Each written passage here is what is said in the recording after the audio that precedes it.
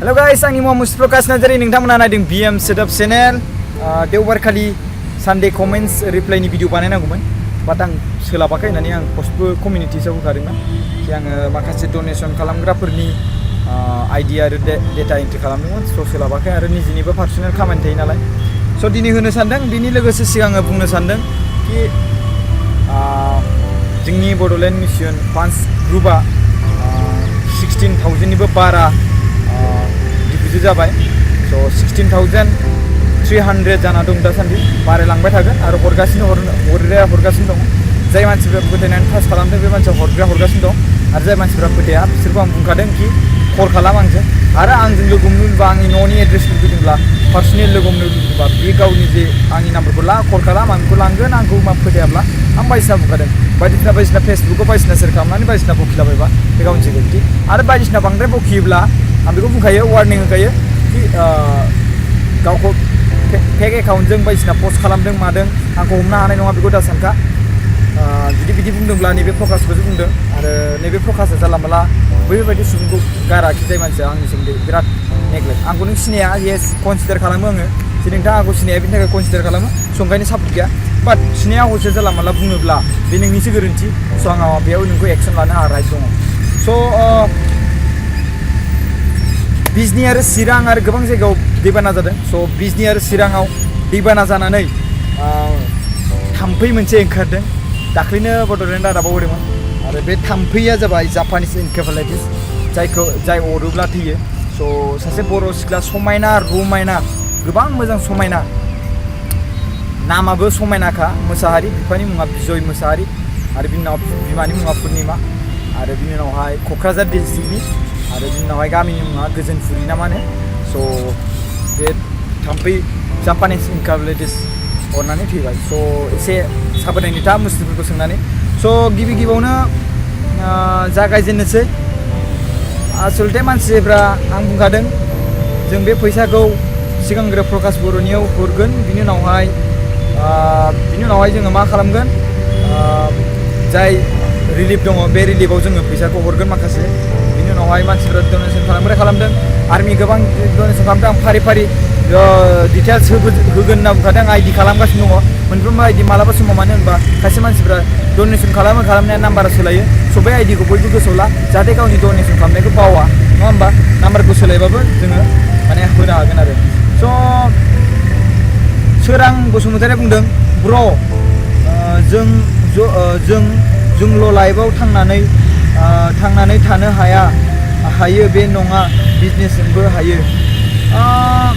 बे मायाव होदोंमोन आं मिथिया औ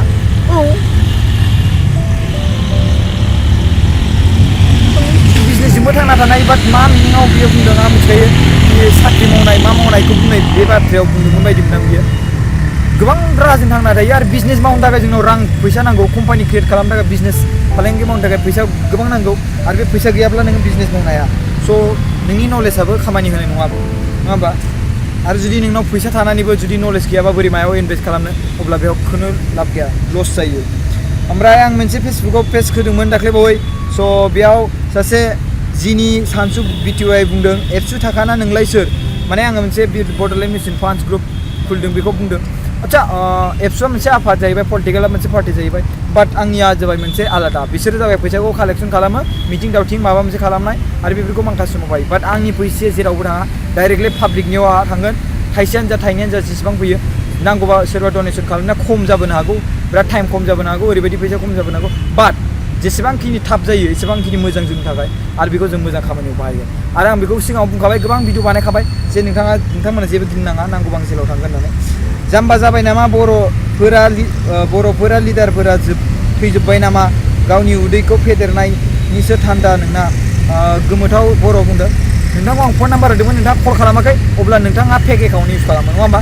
स' बिनि थाखायनो आं बुंखादों आं नाम्बार होखादों स' आं जुदि नाम्बार होलायनो हादों आरो आङो जुदि बाथ्रा बुंलायनो हादों भिडिअ होलायनो हादों अब्ला नोंथाङा मानो गिखो बिदि बुंनानै कमेन्ट अब्ला नोंथाङा आंखौ बाम्स खालामनो थाखाय बानायगोन अब्ला नोंथांनि थांखिया गाज्रि आंनि थांखियाथ' गाज्रि नङा होमब्ला सोर सासे गोरोन्थि जाखो नङा होमबा बेखौनो डाइरेक्ट बुंखाबाय आङो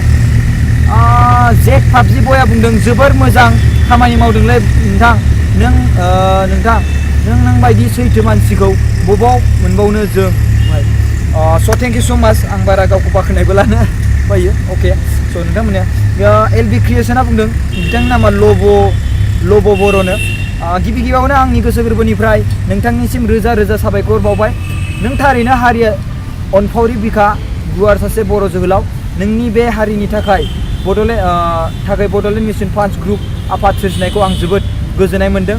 आं नोंथांजों अराय हेफाजाब दं आरो अराय सम नोंथांजों हेफाजाब होगोन स' थेंक इउ स' माच आरो नोंथाङा जेसेबां हेफाजाब होयो आंनि थाखायनो मोजां आरो जोंनि बर' हारिनि थाखायनो मोजां मानो होनबा आं थाब खामानिखौ मावजोबनो हागोन स्कुल गासिनो कलेज गासिनो मा सोरबा मेट्रिक पास जानाय फार्स्ट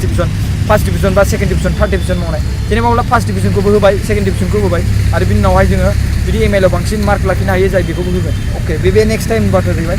BMFCआ अराय सैथो लामाजों हारिखौ जौगालांहोनो हाथों आरो थांनानै थाथों दिनै जोंनि हारियाव जों बयबो खौसेथि जानानै सासेया सासेखौ बेफोरबायदि हेफाजाब होनो हायोब्ला बेसेबां जौगानायनि सायाव BMGआ अराय सम जेंना सुस्रांनायनि थाखाय सोरजिजादों बेबायदिनो अराय बेनि थांखि जानानै थादों निश्चय जानानै थादों best of best thankful mister Prakash Narzary I am from Udalguri district at Dimakuchi सि लब' बर' अके थेंक इउ स' माच नोंथाङा बेफोरबायदि कमेन्ट्स होनायनि थाखाय आरो नोंथांनि बे कमेन्ट्सआ आङो ओंखायनो कमेन्ट्सखौ बिराद मोजां मोननानै आङो होबाय रिप्लाइ आरो गोबां मानसिफ्राबो होदों बे जाहैबाय फेसबुक पेजाव होलायबाय बेयो सान्थु बसुमतारी आं बर'बाबो बर' हारिखौ फोथाया सरि अके नोंथां बिनि गेजेराव रिप्लाइ सासे होदों प्रकाश वारि होननाय बुंदों सान्टोस बसु मानोथो बर' मुं लानानै थांना थाखो बिदि बुंदों येस नंगौ बर'आ बर'खौ मुगैदों अके साफ्रोमबो बर'आ गाज्रि नङा आरो साफ्रोमबो बर'आ माबा नङा स' ओंखायनो बर'जों बर' सापर्ट खालामनांगौ जाय मानसिया बुंदों बेखौ नोजोर होलायनांगौ बे मोजां ना गाज्रि स' आंखौ नायगो आरो आंखौ सापर्ट जुदि होनो गोसो जादोंब्ला जुदि आंखौ सन्देह खालामदोंबा सिगांग्रो आंखौ नायगो आंनि सोमोन्दै नायथ'खो आं बुंबाय आंनि सोमोन्दै बुंबाय थागोन कमेन्ट्सआवबो गोबां दङ बिरबल नार्जारिया होदों बियो डनेसनबो खालामदोंमोन बेसेबां खालामदोंमोन 200 ना 100 खालामदोंमोन बियो मोजां हाबाफारि BM Fans दा मोजाङै थांनानै थाथों इंलिश आरो एसामिस हिन्दीफोरबो फोसावनानै हो येस आं खालामगोन बे इंलिश आरो हिन्दी मोजाङैनो सम मोनथ'वाखै राकेश बर'आ बुंदों अके नोंसोर गंगाखौ मानो खुलुमो बेहा नोंसोरनि भगबाना मानो बे बेरियास बेफोरबायदि खालामो मोनफ्रोमबो बेरियासनो मोनफ्रोमबो बोसोराव मानो बिदि खालामो स' बेयाव नोंथाङा भगबाननि खोथा फैबाय इसोर आरो हिन्दु आरो माबानि धोरोम रिलिजननि फैबाय स' नोंथाङा बेफोरबायदि बुंनाङा स' आं बेखौ बिनि एन्सारखौ होथ'ला मानो होनबा दैया बे मोनसे नेचारेल स' ओमफ्राय थाखा राजा बसुमतारी बुंदों गामि खांफैयोब्ला मोजां जागौमोन आंबो हरगोन अके थेंक इउ स' माच नोंथाङा बे बाथ्राखौ बुंदों अके आं मोनसे रिकुवेस्ट खालामो सोरबा गामियाव दङब्ला नोंथांमोना मोनसे ग्रुप खालामनानै बा मोनसे गामियाव इदि थानानै गावबुरा राजा खालामनानै थाइसे खांनानै हरनो हायो थाइसेल'सो आजिखालि गयखौ जोङो बायनोब्ला थाइनै थाइथाम गाहाम लायो स' होमबा गय मोनसेनिबो दाम नङा बियो थाइसेया स' बेखौनो लानानै मानसिफोरा बिराद बखियो स' बेफोरखौ बखिनानै नोंथांनि लस मा थांदों जेबो लस गैया स' नोंथाङा गावखौनो गाव केरेक्टार गाज्रि खालामना लादों स' UK Board of Products हाय प्रकाश नोंथाङाबो आंनि चेनेलखौ साबस्क्राइब खालामना प्लिज चेनेलखौ ला जाबाय अके थेंक इउ स' माच आं खालामना हरबाय बाट आङो बेफोरबायदि खालामनो थाखाय आङो नैबे चेनेलखौ बानायाखै आङो हारिनि थाखाय मोनसे रोंगौथि होनो अके अब्लाबो आं नोंथांनि रिकुवेस्टखौ आं खालामनानै होबाय आदा नोंनि जिउनि थांखिया मा हो आदा अके आंनि जिउनि थांखिखौ बयबो मानसिफोरा एसे हमदांनो हाबाय खोमा आंहा मोनसे सासे गिदिर रेसपेक्टफुल बा मोनसे बर' हारिनि थाखाय मोजां खामानि मावनाय जाय मानसिफोरा आंखौ सिनायो स' दायो एसे सिनायलांगासिनो दं आरो मोजां खामानि मावलांबाय थागोन आरो मोजां खामानि मावनानै आं मानसिफोरजों मोजां कमेन्ट मोननाय आरो बिनि उनावहाय आं सासे मानसि मोजां जालायनो लुबैदों सोबबो मानसिफ्रा मोजां जानो लुबैयो नङा होमबा स' बेफोरनो आरो आं सासे थांखिखौ माखासे लानो गोनां जायो जाफुङाबाथाय बखिनो गोनां जायो ओंखायनो उदां बर' आदा नों जोबोर मोजां टपिक होयो नायबा गोसोआव नाङो आदाया जेबो गिनो नाङा जेबो बुजि रोङै सुबुङासो बिदि कमेन्ट होयो नङा होमबा स' थेंक इउ स' माच जाय मानसिफ्रा आंनि भिडिअखौ नायनानै बुजिदों आरो बिथांमोना सापर्ट होदों आरो आङो दिनैसिम गाज्रि भिडिअ खालामफेराखै आरो गोसो गैयाखै आरो मोजांसो जेसेबां हायो खालामनो गोसो दं अके नोंथांमोननि अके मा जब आदा बे नेक्स्ट भिडिअ खोन्थाहर आच्छा जबनि बाथ्रा बुंदों स' आं बिराद जबनि मा जब मावो बिराद जब मावो कमेन्ट्स मोनबाय आं बिरादनो बाट आङो जबनि रिप्लाइ होखादों बेसेबां कमेन्ट्स आङो रिप्लाइ खालामबाय थानो भिडिअ'आवबो सिगांनि भिडिअ'आवबो होदों ससियेल एजुकेटिभ एसिस्टेन्ट होननानै बुंखादों आङो आरो गले गले बुंबाय थानो गोनांथि गैला स' आरो खायसे मानसिफोरा रिप्लाइ मोनाब्लाथाय बायदिसिना भिडिअ बायदिसिना बुंदों ओइ जबा ओरैबायदि स' नोंथांनि साननाय जुदि नोंथाङा जुदि रियेलिटिखौ नायनो लुबैदोंबा फै आंनि रुमाव नोंथांखौ हर दोनगोन आरो फुरा पान्जाब बेरायहैबावगोनसो चन्डिगड़ जायगायाव थायो मिथिबायना स' बिदि ओरैनो जाला माला बुंनाङा जुदि हायोब्ला आंबो दंब्ला आंनि रुमाव फै फैसा नांलाया आंनि रुमाव थानाय जानायखौ फ्रि हरगोन आङो अके नन्देसर बिथाङा नोंनि भिडिअखौ जोबोद मोजां मोनो थेंक इउ स' माच सानसुमा गयारि बुंदों आदा आं नोंनि भिडिअफोरखौ नायबाय थायो आदा नोंनो दा मा फरायगासिनो दं मा साख्रि आं फरायनायखौ जोब्बाय आं फरायथ'ला दायो दा जब बिदिनो ट्रेनिं लागासिनो दङ बे ट्रेनिंनि फिसनि थाखाय आंहा कम्पानियाव आङो पार्ट टाइम बायदि जब मावो बाट पार्ट टाइम नङा फुलानो अब्लाबो आं बेनिफ्रायनो आङो थोजासे आं गावनिखौ उदैखौ सुफुङा आरो आङो क्लास मेट्रिक एग्जाम होनायनिफ्रायनो आं हारसिङै गोसो बिराद बिमा थैनायनिफ्राय आङो बिराद गोसो होनानै फरायदों आरो बिनि उनावहाय जाय फरायदों बिकम फरायदोंमोन आङो बे समाव बिकमाव फरायनायाव आं बेखौ गारनो गोनां जादों फाइनान्सियेल प्रब्लेमनि थाखाय फैसानि थाखाय बाट आं बेखौ नाजा डिग्रि फरायनानै आं दा बेसेबांसिम सहैबाय आरो आङो दा न'खरखौ फोसाबलांनो नाजागासिनो दङ रुगुनाथ ब्रह्मआ बुंदों नोंलाय बिदि लानोसै रुगुनाथ ब्रह्मआ बुंदों नोंलाय मा खस्थ' खालामदों बाल जोंबायदि बर्डाराव डिउटि होफैयोब्ला जाबाय आच्छा नोंथाङा मा बुजिगौ आं बेखौ मिथिया बाट आं बे भिडिअखौ मानि थाखाय बानायदों नोंथाङा बेखौ सर्टै बुजिबाय खोमा दा स' जे इट्स अके नोंथाङा उनावहाय बुजिफिनगोन आं बेखौ आसा खालामो बे बुंनाय रावजों आं बेयाव मानसिफोरखौ इन्सपायरिं खालामनो हादों आरो बेखौ इन्सपायार जानानै गोबां मानसिफोरा इन्सपायारबो जालांगासिनो दङ आरो आं बिनि थाखायनो बानायदों देरहा बसुमतारी देरहाबो बुंदों आदा नोंनाव मोनसे सोंथि गावनि गोसो गोरबोजों मोजां मोनलायनाय गार्लफ्रेन्डआ ब्रेकआप जायोब्ला बै हिन्जावखौ मा खालामनांगौ अके मोजां मोनलायनाया मानि थाखाय मोजां मोनलायो आं बेयाव सिगाङावनो गोबां भिडिअ खालामखांबाय आरो जुदि बे सिख्लाया नोंखौ गारदोंब्ला अब्ला बे मोजां मोनखानाय नङा नोंजों गेलेदों बा सेंग्राया गारदोंब्ला मोजां मोनखानाय नङा बे गेलेदों नोंजों स' बिनि रिजाल्टआ बेयावनो दङ स' नोंथाङा मा खालामो बे नङा कि सोरखौबा ओरैबायदि खालामनांगौ ओरैबायदि बे गाज्रि हुदा बै सिख्लानि सायाव देखायखि नों मोजां जानानै आरो बे सिख्लाखौ फस्थायहो बेखौनो आं बुंनानै दोनबाय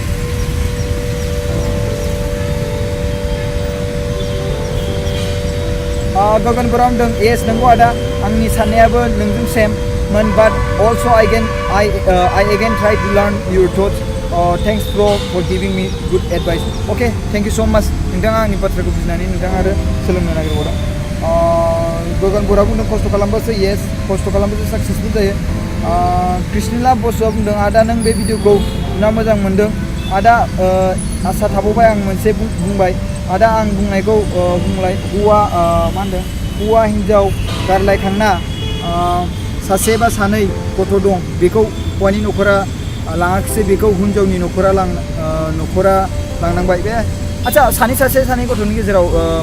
आं बेखौ सिगां बुंनो गैया हाबाखौ मानि थाखाय जायो संसार जानोसो आलो गोजोन जानोसो नङा होमबा हाबाखौ मानि थाखाय जायो जों हाबाखौ आलो गोजोन संसार जानोबा बिनि उनावहाय जोङो सुख सान्ति नङा होमबा हिन्जावखौ मानो लायो हौवाखौ मानो लायो नङा होमबा स' बेफोरबायदिनो आरोना बाट आं बेखौनो सोङो कि मानि थाखाय हाबाखौ जादों आं बेखौ सोंग्रोयो अके बे बाथ्राया जुदि सिटुवेसनाव बेसेबां थांदोंब्ला अब्ला मोनसेल' बाथ्रा बुंनो लुबैयो आङो जुदि हौवा हिन्जाव सानैबो गथ' सानै दंब्ला सासे लानो हायो आरो बेखौ आरो बे सानैनि गेजेरावबो फिलायनो हायो ज'नो स' बेनो आरो मोनसे थांखि आरो आं बेनिफ्राय जेबो बुंथ'नो हाला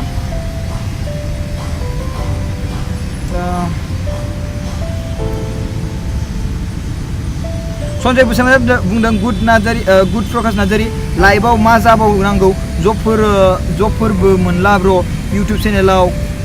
एराउन्डजों लिंक नांगौ नामा खिन्थाहरलाय सानदे कमेन्ट आं एराउन्ड जेबो खालामाखै आं जायखिजाया इउटुब चेनेल बर'नि थाखाय क्रिएट खालामदों बड' कमिउनिटिसनि थाखाय आरो बिनि उनावहाय सिगांनिफ्रायनो खालामबोबाय थादोंमोन आङो ओमफ्राय बिनि उनावहाय खालामै बेबायदिनो खालामनानै आं बिदिनो सोलिबोगासिनो दङ आरो बिदिनो मानसिफोरा नायगासिनो दङ आं बेयाव एराउन्ड टेराउन्डनि जेबो बाथ्रा मिथिला सोरबा मिथिबा आं बेखौ मिथिला आंनाव नलेज गैया बिनि सोमोन्दै नेरसोन बरा बुंदों फंबाय नोंथाङा मा जब मावदों आं बुंखाबाय कि आङो सानदे कमेन्टआव बुंदों आं बुंखाबाय आं मा मावदों आरो गोगोम बेबो बिदिनो बुंबाय अके हान्टार बर'आ बुंदों नोंथाङा आंनि कमेन्ट्सखौ रिप्लाइ खालामाखै राग जोङो आं बिदि सोरनिखौबा खालामो सोरनिखौबा खालामा सरि फर देट आं नोंथांखौ रिप्लाइ खालामखादोंमोन नोंथाङा रिप्लाइ होआसै नोंथांनि कमेन्टआ मा आं नोंथांनि कमेन्ट्सखौ नुसनाखिसै स' बिनि थाखायनो सरि खुलुमनांगौ नामा आइ एम सरि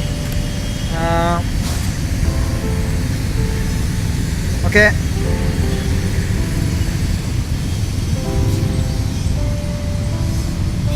Krisma Mosari बुंदों thank you so much फंबाय आंनि कमेन्ट्सखौ रिप्लाइ खालामनायनि थाखाय पिक खालामनायनि थाखाय आं सिख्ला नङा आङो हाबा जानाय सासे हाबा जानाय आइजोसो अके आब' आं सिनायखाबाय नोंथांखौ फेसबुकआवबो नुदोंमोन आं सानसेरां बर'आ बुंदों आदा बर'आ बर'जों मानो नायनो हालाया अभार स्मार्टद्राय नै दानिसो आङो बड'लेण्ड निउस मोनसे एक्सक्लुसिभआव कमेन्ट्स भिडिअ होदोंमोन आङो भिडिअ नङा मोनसे कमेन्ट्स होदोंमोन आङो कि थाइसे माने बड'लेण्ड स्टेटखौ नांगौ बाट बड'लेण्ड स्टेटखौल' खुगायावल' नांगौ होननानै बुङो ओमफ्राय बिनि उनावहाय मा थाइसे रांखौनो जाय हारिनि थाखाय बानायनो नागिरो हारिनि थाखाय हेफाजाब खालामनो नागिरो माबा मोनसे हारिनि थाखाय सानदों बेखौ थाइसे थाखाखौनो माने डिप'जिट बा डनेसन होयोब्ला माने गैजा रोङि बायदि जागोन बायदि होननानै मोनसे बुंदोंमोन आङो स' बेयाव सासे मानसिजों जादों आं बेखौ बुंथ'ला बारा बुङोबा आं बेखौ उनावहाय बानायगोन आङो ओमफ्राय दा बे सिरि थाथ'ना दं स' बिथांखौ आं गोबां बाथ्रा बुंहरदों आरो बिथाङा बुजिनो रोङाखै थौले मेलेमनि बिथां मानसिया स' आं बिनो भिडिअबो हरदों बाट अख्रासो बुंदों आं भिडिअखौ मानो नायनो बिराद दुगा जादों आरो आं बिनि नाम्बारखौ बिदोंमोन नाम्बारखौ होआखै आरो आंनि नाम्बारखौबो होदों बिथाङा आंनि नाम्बाराव कल खालामथिनोमोन खालामाखै एड्रेस बिदोंमोन एड्रेस होआखै स' बिथाङा गावनो फेक मालायखौ फेक होनदों गावनो फेक स' ओंखायनो बेबायदिनो गोबां बर' सेंग्राफोर दङ आरो गोबां बर' मानसिफोर दङ स' जों खौसेथि जानायनि सम जाबाय स' आं बुंखाबाय आंनि बड'लेण्ड मिशन फान्ड्स ग्रुपआ बे नङा कि फैसाखौ अबेबा मिथिङाव दावथियाव बाहायनो आंना जाबाय स्कुल गायसननाय मा गायसननाय नोंथांमोना नुबाय थागोन सापर्ट खालामाबाथ' बहा फैसा जानो नङा होमबा गोबां टाइम नांगोन जाय सापर्ट खालामग्रा बे खालामबाय थागोन अके आदा आंनि हिन्दी राव सोलोंनोमोन आदा नाथाय आं बोरै सोलोंनो अके हिन्दी राव सोलोंनाया बिराद गोरलै बलिउड मुभि नाय साउथ इन्डियान मुभि नाय हिन्दी डाब स' बिनि उनावहाय इंलिश टेक्स्ट नाय सिसि होनना बुङो बेखौ स' जुदि इंलिश रोङोबा बेबो बुजिगोन आरो बिनि उनाव मोनसे ग्रामार बुक्स दं बेफोरखौ बाय आरो जुदि बांद्राय रोंथ्राबा टिउसन लादो बास इजि बेनोसै ओमफ्राय दैमालु गयारिया बुंदों प्रकाश नोंथां आथिखालाव बर' सिख्ला आरो हाबा जाखानाय हिन्जावफोरा गुबुन हारिजों थगायजानाय एबा सेक्स टय बायदि खालामजानाया सासेनि उनाव सासे बारायलांगासिनो नोंगौ थारैनो बे बाथ्राया बिराद सैथो बे बारायजादों जे दाख्लैसो आं मोनसे नुदोंमोन बे निग्रु होननाय बाट बिनि उनाव बेथ' आउट अफ इन्डियानिसो सुबुं बाट बियो मा समाव माला थांगोन बेखौ पात्ता गैया बे हिन्जाव होनायावथ' बिजाबो गैया स' बेखौ गावसोरसो मिथिगौ बाट एसे साबधानथा बर' सिख्लाफ्रा गोबां बायदिसिना जागासिनो दं आरो गोबां बायदिसिना रेप खालामजानाय मा दैयाव थैलायनाय मा क'क्राझाराव आं दाख्लैसो नुदों स' बेफोरनिफ्राय बासिना नाजा आं बेखौ सैथो बाथ्राखौसो बुंदों आरो नैबे सासे सुबुङाबो सैथो बाथ्राखौसो बुंबावदों मिथिंगा बर'आ बुंदों आदा आंनिफ्राय मोनसे खावलायनाय मिनिं बर' माहारिया जेरै टाउन सोहोराव थायो गावनि रावखौ मानो नेवसियो आच्छा आं बेखौनो बुंखाबाय अभार स्मार्ट जाबाय सिख्लायानो जा सेंग्रायानो जा बिराद अभार स्मार्ट जाबाय बांद्राय बिराद रोंगौथि देखायो बाट आं बैसोर सुबुंफोरखौ बुङो कि बांद्राय अभार स्मार्ट दा देखाय आरो बांद्राय देखायनो नाङा मानो होनोब्ला जोंनि बर' रावखौ जों फोथांना लाखिनांगौ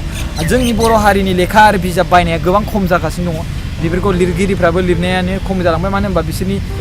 जुदि लिरनायनि बेसेनखौ जुदि मोनफिनाब्ला फैसा थांनायनि बेसेनखौ मोनफिनाब्ला बिसोरबो लिरनो खरस बिराद खम माबा जायो अब्लाबो बिथांमोना लिरदों स' एसे लेखा बर'फोरखौबो बायनो नाजा आंबो नाजागोन आंबो लेखा दिरुनो अके आदा स्पेन इंलिसखौ बोरै सोलोंदों अके इंलिस सोलोंनो बिराद गोरलै बेबो हलिउड मुभि नाय जाय मानसिया सिसि थाफायो आरो हिन्दी डाब जाफायो हलिउड मुभिनि स' बेयाव नायनो हागोन इंलिस सिसि स'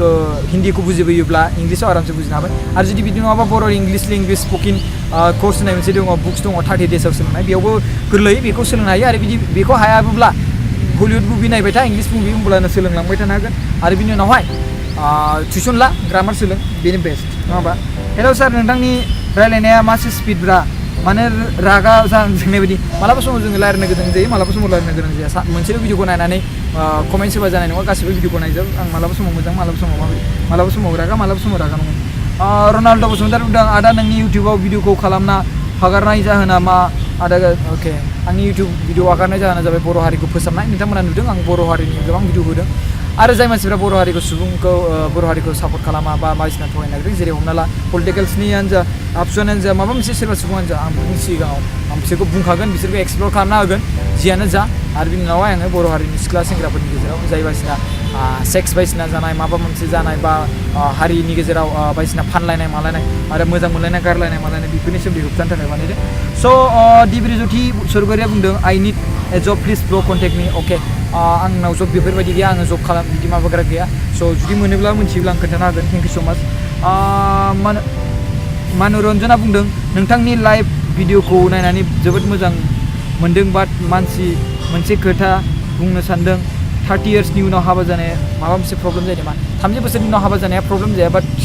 हिन्जावफोरनि गेजेराव माबा मोनसे प्रब्लेम जागोन नामा 30 35नि गेजेराव गथ' थानाय थायो आं बेफोरखौ बारा हमदांनो हाला ओमफ्राय बिनि उनावहाय 30 बोसोरनि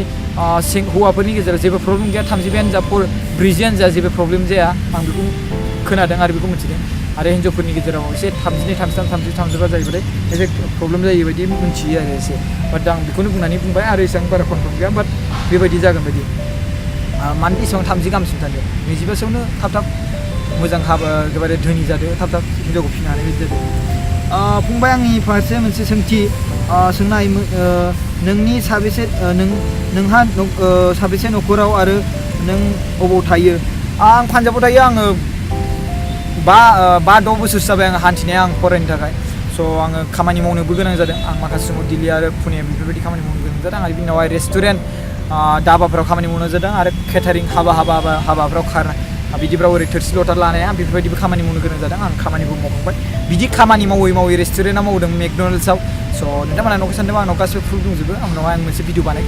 ओमफ्राय बिनि उनावहाय आं बेयाव मावनानै डिग्रि कमप्लिट खालामदों बिनि उनावहाय आङो खालामनानै बिनि उनावहाय आं दा इन्टारनेसनेल प्रसेस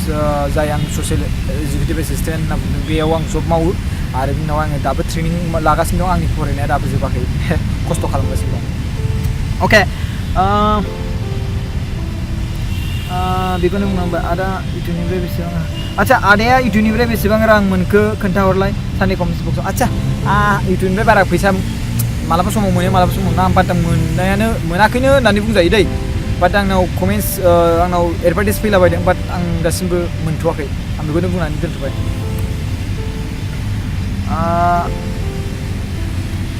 आरबि होनना बुंदों आदा नोंनि भिडिअखौ नायनानै जोबोद गोजोननाय मोन्दों आदा मोनसे खोथा बुंनि गाज्रि दामोन जोंनि बर' हारिनि सेंग्रा सिख्लाफोरा मोजां मोनलायना गाज्रि फट' गाज्रि भिडिअ सेबखांनानै होयो बेफोरनि थाखाय मोनसे भिडिअ बानायखांबाय आं बिरादनो बै समाव भाइरेलबो जादोंमोन फेसबुकआव आरो बिनिबो बिराद गोबां भिडिअ खालामबाय नोंथाङा गाहायाव थांनानै नायनो हासिगोन यास भाइरेल जागासिनो दं गाज्रि गावसोरजों गावसोर मोजां मोनलायलायसिगोन आरो सिख्लायाबो गुबुन सेंग्रा गोसोथोनाय जासिगोन आरो सेंग्रायाबो गुबुन सिख्ला गोसोथोनाय जालायसिगोन बेफोरबायदियावनो जालायलायसिगोन आरो बेफोरबायदि भाइरेल खालामलायनाया बेफोरबायदि स' सिगांग्रो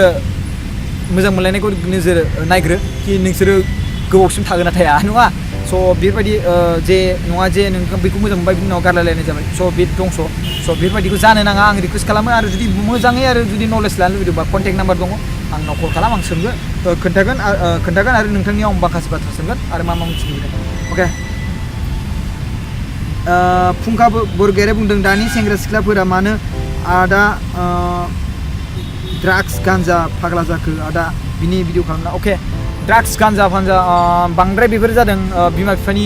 बाथ्रायावबो माने थाखाफोरखौ बांद्राय लाबलाब होयो स' थाखाफोरखौ मायाव बाहायनो मायाव बाहाया बेफोरबायदि जायो आरो बेफोरबायदिनो बैफोर गैजारोङि गथ'फोरखौबो लाफासिगोन बैसोरखौबो लाफानानै बिसोरखौबो जाहोनाय हुदा खालामहोसिगोन थाखा गोनां बायदि जानानै स' बेनिखायनो रिकुवेस्ट खालामो बे नङा कि सबखौबो बुंदों आं जाय जादों बिसोर बुंदों दा बेखौनो उल्था सानदोलाय नङा होमबा आदा थेलेबा सोमदोननि बिमानि मा आच्छा बेनि सोमोन्दै आं जेबो मिथिया बिमा आउट अफ अके आदाया पेटिएमआव मारै इउपिएन सेट खालामो अननानै नेक्स्ट सानडे खुंदो पेटिएमआव इउपिए माबोरै सेट खालामो पेटिएमआव मा गोरलैथार माथो डाइरेक्टलि इउपिएआव थांदो डाइरेक्टलि एकाउन्ट नाम्बार बा इउपिआइ नाम्बारा मोनखायो बेखौ सेट खालामनाय डाइरेक्टलि इउपिआइ होननाय मोनसे अपसन थाखाय बे इउपिआइआव सोदो नों जुदि एकाउन्ट डाइरेक्टलि सेन्ड खालामनो लुबैदोंबा खालामनो हाबाय स' गोरलैथार नोंथाङा फरायबा निजेनो मिथियो बेयावनो थांनानै आं बेखौ खोन्थानो बेयाव माबानो गोनाङानो गैया नङाब्ला जुदि इसेबां नांथारगौ आं बानायना होगोन एक्सट्रा बिनिनो भिडिअ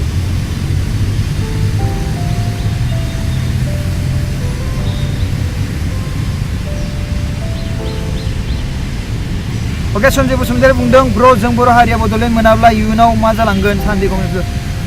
जों बर' हारिया बड'लेण्ड मोनाब्ला बेनो मोनसे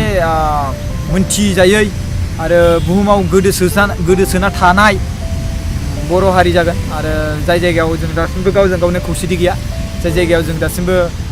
पलिटिकेल मा बे एगेन्स्ट जाबाय थायो आरो बे बड'लेण्ड मोननो थाखाय दावहाबाय थागोन आरो बेफोरबायदिनो एगेन्स्ट जालांबाय थागोन आरो सानसे समाव बर' हारिया बिदिनो जोबस्रांलांगोन स' आङो मोनसे राहा लाबोदों जों सरकारखौ नेला आरो बड'लेण्ड स्टेटखौबो नेथ'ला बड'लेण्ड स्टेटखौ जोंहा अल बड' स्टुडेन्ट इउनियना नागिरबाय थागोन जोंहा बिनि सिं बिसोरनि सिं जोंहा मोनसे थाइसे थाइनै रां डिप'जिट खालामनानै सेभिं खालामनानै जों स्कुल सिगांग्रो गायसनग्रोनोसै गासिबो गथ' गथायफोरखौ माने रोंगौथि बारायहोनोसै जों बिसोरखौ बड'लेण्ड स्टेटखौ नेबाय थायोब्ला जोंहा जोंनि गथ'फ्रा बिदिनो खारलाबायनानै गोदाव सोराव जाबाय थागोन आरो फरायनाया खम जागोन थ' गोबां बाथ्रा आंहा साननाय दङ आं बेफोरखौ खोन्थाजोबगोन नोंथांमोनाल' सापर्ट खालामबाय था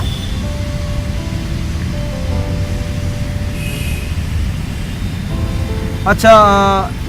जोंसुमा बयारिया बुंदों ब्र बानायमार नोंनि जिउनि जारिमिननि भिडिअखौ नेक्स्ट भिडिअआवनो बानाय प्लिज ब्र अके बानायनो हागोन आं नोंथांमोननि रिक्वेस्टआव आंनि सोमोन्दै मोजाङै बानायगोन नोंथांमोना नायल' खिन्थु बेफोरबायदि बानायना होनानै नोंथांमोना नायाबा एसे दुखु मोनो नङा होमबा बिपुल मोसारिया बुंदों मोनसे सोंथि ब्र बिटिसिनि मोनब्रै डिस्ट्रिक्टनि मादाव बबे मोनसे डिस्ट्रिक्टनि हिन्जाव एबा सिख्लाफोरा हारसा एबा गुबुन हारिजों गोसो जायो गावजों गाव नांलायनाय खमलायनाय बेजों गेजेरजों बबेबा बुङो सोरबा बरपेटा बबेबा बुङो बाक्सा बबेबा बुङो बङाइगाव जायगानि बुङो गोबां बाथ्रा बुङो मानसिफ्रा ओमफ्राय आं बारा एसेबां मिथिया आंथ' थांना नुफेराखै स' कमेन्ट्सफोराव बिदि बुङो स' ओंखायनो आङो बेफोरनि बाथ्राखौ जेबो सानासै आरो बेफोरनि बाथ्रा बिटिसि चिरां बाक्सा बेफोरबायदि आरो बङाइगाव बेफोरबायदि सानस्लायस्लाय डाइरेक्टलि जोङो मा बेफोरनिफ्राय बासायनांगौ बर' सिख्ला आरो बर' सेंग्राफ्रा बेखौनो आङो बुंनानै दोनबाय आदा हाई सेकेन्डारियाव एग्जामाव 4 साबजेक्ट बोरै जायो खोनानो मोननाय बायदिब्ला जाय साबजेक्टआवनो खम मार्क मोनो बेयावनो 4 साबजेक्ट जायो होननानै बुंनाय नङा कमार्स फरायोब्ला मोनसे मेथामेटिक्स मोनसे थायो मेथामेटिक्स साबजेक्ट मोनसे थायो मेथामेटिक्स बिजनेस मेथामेटिक्स बायदिसिना होननाय थायो बेफोरखौ 4 साबजेक्ट थायो मोनफा 4 साबजेक्ट नोंहा जाय साबजेक्टखौ 4 साबजेक्ट लानो जेनेबा मोनसे साइन्स स्ट्रिमाव फरायबाय नोंथाङा जेनेबा हमना ला बा केमिस्ट्रि ओमफ्राय बिनि उनावहाय मेथ्स ओमफ्राय बिनि उनावहाय नोंहा फिजिक्स बायदिसिना ओमफ्राय बिनि उनाव बायदिसिना आरो साबजेक्ट दंबावो बेयाव नोंथाङा जुदि बाय'लजिखौ जुदि फर्थ खालामनो लुबैदों 4 साबजेक्टखौ बाय'लजिखौ खालामना लादो बास बेनो बाय'लजिया 4 जाबाय बाट बियो इयुनाव जाय एलिजिबोल नांगौमोन बबेबा मोनसे इनस्टिटिउटआव फरायनोब्ला बेफोरबायदि साबजेक्टआ कम्पालसरि थायो होनांगौबा नांथारगौ नांगौबा बे 4 साबजेक्टआ जानाय नंला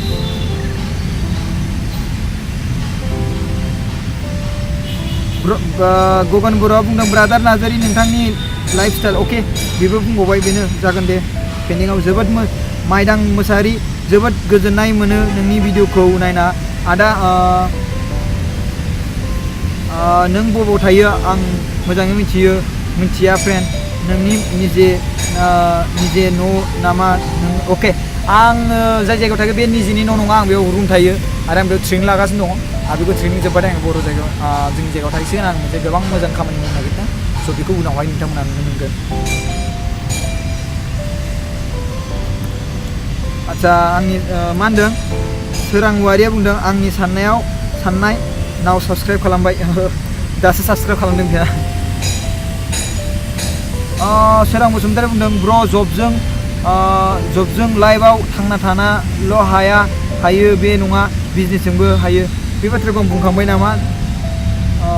बे बाथ्राखौ बुंखांबाय बायदि मोनदां औ बे बाथ्राखौ बुंबाय बायदि मोनदां अब्लाबो रिप्लाइ बुंबावसै अके जबजों थांनानै थानायनि बाथ्राखौथ' बाद दोनदो मानो होनब्ला जोंनि थाखाय आखायाव जुदि रां थाब्लासो जोङो बिजनेस मावनो हायो कम्पानि क्रिएट खालामनो हायो होमबासो बिजनेस फालांगि मावनो हायो जुदि नोंनियाव खर'आव मेलेम दङ बाट नोंनाव जेबो रां गैया अब्ला बिजनेस माबोरै खालामनो नङा होमबा ओमफ्राय बिनि उनावहाय नोंनाव रां दङ बाट नोंनाव नलेज गैया अब्ला नों बोरै नोङो थांना थानो हागोन नङा होमबा बे बाथ्राया ओरैबायावसो होदों फरायनाय लिरनायनि सायावसो एन्सारखौ होदों नङा होमब्ला सोंथि सोंदों नङा होमब्ला नोंथाङा फरायाब्लाबो जुदि रां थायोब्ला बिजनेस खालामनो हायो नङा होमब्ला मालाबा समाव फैसाफ्रा मानोथो बिजनेसफ्रा मानोथो गोग्लैयो मानोथो बिजनेसफ्रा थैयो नङा होमबा बेफोरबायदिनि थाखायनो नलेज गैया गारा बिजनेस खुलिसिगोन गिदिर बिजनेस जालांबाथाय क्रर थाखा जालांबाथाय बादिनो प्रब्लेम जालांसिगोन आरो बिनि उनावहाय बिजनेसा थैलांसिगोन अके फिसा फिन्दौ बे थाइसे थाइनैखौथ' जों केलकुलेसन खालामनो हायो बिनि सायाव जों बेफारि खालामनो हायो जेरै हमना ला गय बेफारि माइरं बेफारि बेफोरखौथ' बानायनो हायो आरो माइ बेफारि माइ सिजोनाव माइ बेफारि ओमफ्राय बिनि उनावहाय थाइजौ बेफारि समाव थाइजौ स' बेफोरबायदिखौ खालामनो हायो स' कमेन्ट्स दिनैनि दिनाव जोब्बाय स' आं बेखौनो बुङो कि बड'लेण्ड मिसन फान्ड्सआव जोंना 16,300 जाबाय आरो बारायलांगासिनो दं जोङो दिनै माबानो प्रकाश बर' बिथांनो एकाउन्ट लानोसै आरो बिमा बिफाजों रायज्लायनोसै आरो बिनि एकाउन्टखौ जों फैसा हरनोसै एडमिसनखौ गाबोन लागायहोथारनोसै आरो बिनि उनाव भिडिअ खालामसै नेक्स्टआव बिनि सोमोन्दै आरो बिनि रिसिप्ट लानानै फैजोबनोसै स' गासिबो प्रुफ होनोसै आरो नेक्स्टआव आरो आङो मा लाबोगोन फुरा जेसेबांखिनि डनेसन होदोंमोन बिनि आइडि नाम्बारजों लोगोसे लाबोनोसै नोंथांमोनखौ आं आइडि साइडि होजोबनोसै मानो होनबा मालाबा समाव जों नाम्बार चेन्ज खालामो स' आइडिखौ खोन्थानानै नैबे आइडि आंनिया होननानै मानो होनबा एड खालामनो हाबाय मानो होनब्ला नोंथाङा गुबुननि आइडिखौथ' होआ ना मानो होनबा नोंथाङा हेल्प खालामदोंबा नोंथांनि क्रेडिट लाजानो लुबैयो नोंथांखौ बुंजानो लुबैयो नङा होमबा बे हेल्प खालामदों नङा होमबा स' नोंथाङाथ' नोंनि आइडिखौ गोसोआव लागोन स' आं बेखौ आसा खालामो स' आं बेफोरखौ फारि फारि होजोबगासिनो दङ दा आं एसे एनै होगोन बेखौ ट्राइ गाहायाव होगोन नटिफिकेसन नाय 30-40सिमसोखौ होगोन आङो बेखौ ओमफ्राय बिनि उनावहाय जाबाय स' थेंक इउ गाइस भिडिअ नायनायनि थाखाय आरो नोंथांमोना बेफोरबायदिनो सापर्ट खालामबाय था बिदिनो डनेसन खालामबाय था थाइसे थाइसे बारा एसेबां खालामनो नाङा स' जुदि नोंथाङा जुदि बुजियाखैब्ला आं बुंदों गले गले आंखौ कल खालाम आरो नोंथाङा आंजों जुदि लोगो हमनो लुबैदोंब्ला आं नोंथांजों लोगो हमगोन जास्ट नोंथाङा नोंनि नाम्बार आरो एड्रेस आंनो खोन्था आरो बबे जायगायाव लोगो हमनो लुबैदों स' थेंक इउ बाय बाय